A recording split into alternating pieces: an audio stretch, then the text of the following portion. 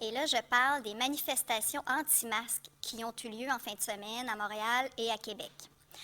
On a vu pendant ces manifestations-là des images de manifestants qui ne respectaient pas la distanciation physique, qui ne portaient pas de couvre-visage et qui s'exprimaient et qui méprisaient carrément les efforts qui sont faits en ce moment pour protéger notre santé. Donc moi, j'ai été particulièrement choquée, et je suis sans doute pas la seule, mais j'ai été très choquée de voir que des gens se permettent comme ça de transgresser les règles de la santé publique et se permettent en plus d'insulter des journalistes, d'insulter les équipes qui accompagnaient les journalistes et même d'aller, dans un cas du moins qu'on a vu, d'aller jusqu'à se coller physiquement sur une journaliste contre son gré alors qu'elle essaie de faire son travail puis de se maintenir à certaine distance avec son couvre-visage. Ce n'est pas acceptable. Ça n'a pas de bon sens d'observer ça dans le cadre, en plus, d'une manifestation où, entre autres, on a vu là, plusieurs dérogations aux consignes de santé publique. Donc, et là, je vais être très claire, il ne s'agit pas de remettre en question le droit de ces personnes-là de s'exprimer ou de manifester. Ça, c'est une évidence que tout le monde a le droit de s'exprimer, a le droit de le faire de la manière qu'il le souhaite, a le droit de manifester. La question n'est vraiment pas là, mais personne n'a le droit de mettre en danger la santé des autres. Et malheureusement, c'est ce qu'on a pu observer en fin de semaine. Donc, je trouve ça extrêmement malheureux. On ne peut pas tolérer des situations comme ça dans la mesure où on est en train encore de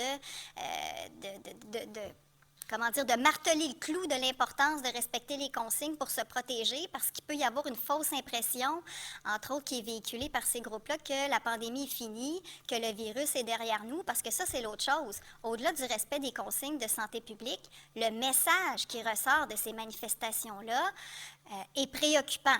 Puis encore une fois, les gens ont le droit de s'exprimer, la question n'est pas du tout là, mais je trouve ça moins inquiétant d'entendre des gens dire que la pandémie est finie et que le virus est derrière nous, que le virus a disparu. Quand on regarde ce qui se passe chez des voisins pas si loin, entre autres aux États-Unis, bien, ça nous prouve que le virus, il n'est pas disparu, puis la pandémie n'est pas derrière nous, puis il ne faut pas baisser la garde. Il faut absolument continuer de respecter les consignes de santé publique. Aussi, les gens qui ne respectent pas les consignes ou qui s'expriment au mépris des consignes s'exposent, je le rappelle, à des rapports d'infraction de la part des autorités qui constateraient une telle contravention aux directives de santé publique. Donc, je veux faire un rappel, mais au-delà de l'aspect répressif, oui, on va sévir si on continue d'observer des gestes, des comportements qui mettent en péril la santé publique.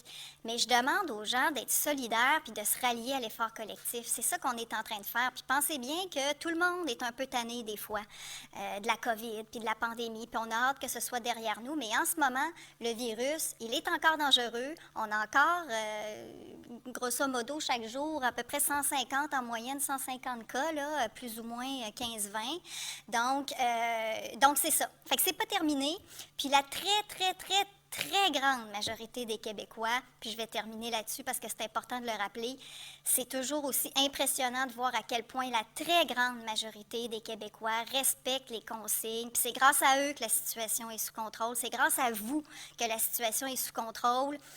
Oui, on revoit nos amis, on voyage, on profite de l'été comme on peut, mais les gens ont adopté le couvre-visage, ça fait un peu plus d'une semaine que c'est obligatoire, la quasi-totalité des gens le portent sans problème, sans qu'il y ait de problème, sans adversité, c'est le mot que je cherchais. Et donc, c'est ça, dans les sites touristiques, ça, les gens se comportent bien. Donc, on est très impressionnés et très fiers de nos Québécois. Moi, je suis fière quand je regarde ça. C'est juste dommage, des fois, de constater qu'une petite minorité, bien que minoritaire, des fois est très visible et très audible. Alors, il ne faut pas laisser cette minorité-là nous diviser ou détourner notre attention de ce qui est important, à savoir de continuer de se protéger collectivement, de continuer de protéger nos parents, nos grands-parents, nos jeunes.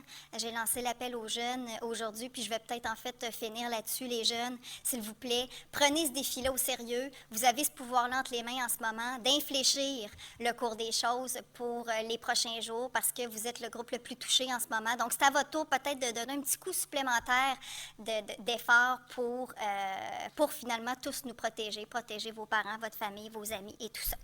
Alors, Aux messages un peu inquiétants qu'on a pu entendre en fin de semaine, aux comportements minoritaires un peu désespérants qu'on a pu observer en fin de semaine, répondons par une solidarité et par un effort de protection collectif encore plus fort. Et je vais terminer, là, c'est vrai, en remerciant vraiment tout le monde de la grande adhésion durablement, parce que ça fait 3, 4 mois qu'on est en pandémie. Donc, l'adhésion durable aux consignes de santé publique. Un grand merci et bonnes vacances à tous ceux qui sont en vacances ou qui le seront cette semaine.